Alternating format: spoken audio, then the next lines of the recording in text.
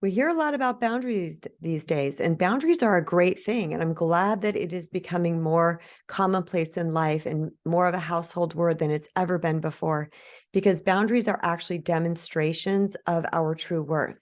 When we are willing to set and maintain healthy boundaries with other people, what we are saying is that I matter, how I feel matters, who I am matters, and I'm going to teach other people how to stand up in that place with me. So, if you're new here, my name is Kristen Brown. I'm a self love mastery and relationship healing author, mentor, and speaker. I help people heal from people pleasing, codependency, to break free from toxic relationships, how to set and maintain healthy boundaries. And I'm also all about mastering your energy to attract and create the life that you always desire. So, let's get started. In this episode, I'm sharing 3 tips with you about how to create rock solid boundaries. These tips are really, really important, and hopefully, you will start to implement them into your life if you are someone who has been struggling with your boundaries. You'll know if you're struggling because you'll go to set a boundary, and number one, you're going to be hesitant. It's going to be scary. You're going to be like, what's going to happen if I set this boundary? Is this person going to get mad at me? Does this mean I'm selfish? Does this mean I'm ruining the relationship? So there's going to be a hesitancy involved.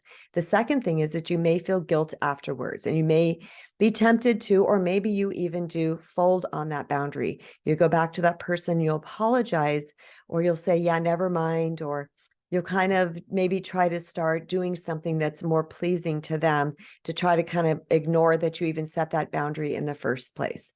So boundaries are really important, y'all, and especially if you're healing from people pleasing, because boundaries are where the rubber hits the road with our worthiness.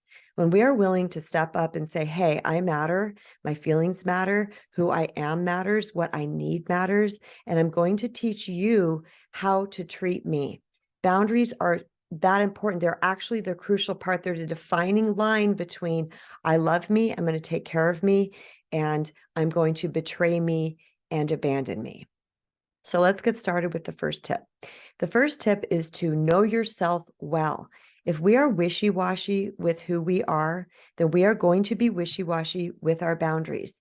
So this might seem so simple, but it is that simple, because many times when we are people pleasers, we don't know ourselves very well because we've been so concerned about the needs and the wants and the desires of other people and making other people happy that we've squandered ourselves. We've pushed ourselves aside. We've ignored what matters to us.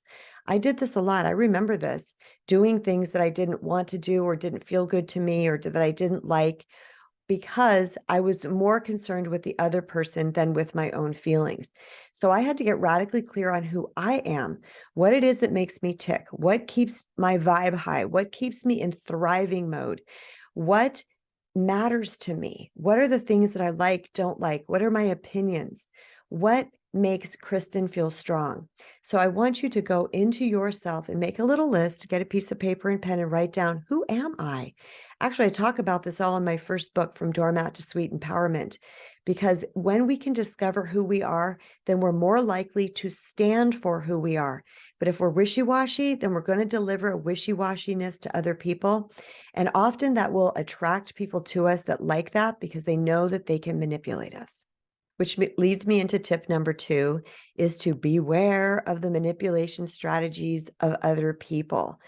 When we start changing the game on other people, when we have been in a relationship with someone for quite some time, maybe we have been self-abandoning or betraying or just putting up with stuff from them that we shouldn't be. When we start to set our boundaries, then likely we're going to get pushback. And this is innocent on the other person's part because likely they're unconscious. They're not even aware of what they're doing. And they're going to push back because now they are no longer getting our way with us. But when we go to set a boundary, we know we need to set a boundary, and we're even just aware. We're aware that the pushback may come, that the manipulation may come, and that could come through things like guilting or trying to turn it around on us or detracting from the subject. Manipulation comes in many forms.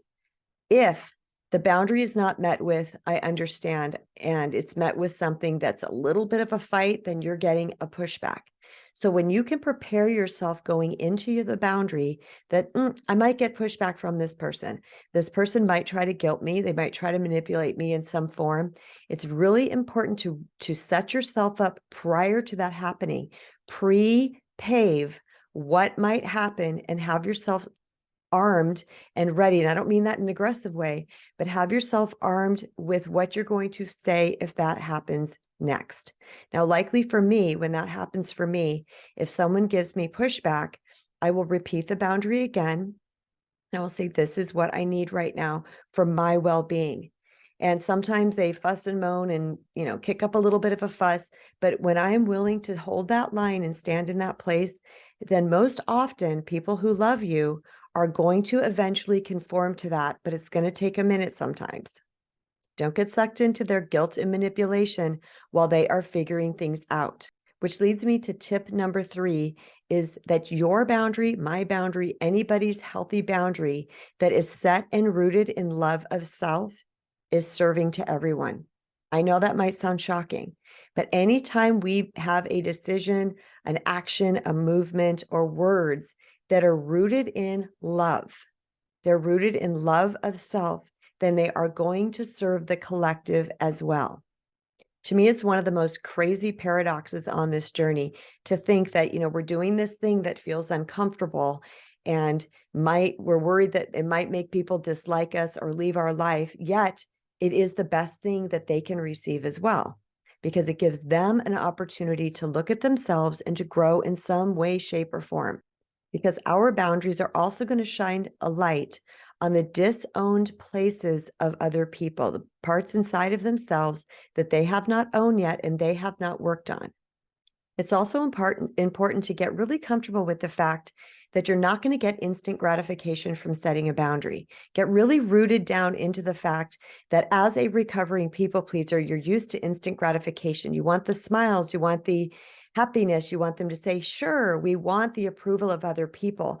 What you really need to focus on here is your own self-approval, because setting boundaries with people doesn't mean we're going to get instant gratification. Oftentimes it means our gratification is going to come later when that person starts to heed our boundaries and you watch them shift and grow as well. So I hope that you guys got a lot from this today. If you did, I would super appreciate a big fat thumbs up. Don't forget to share with someone you love and leave a comment below.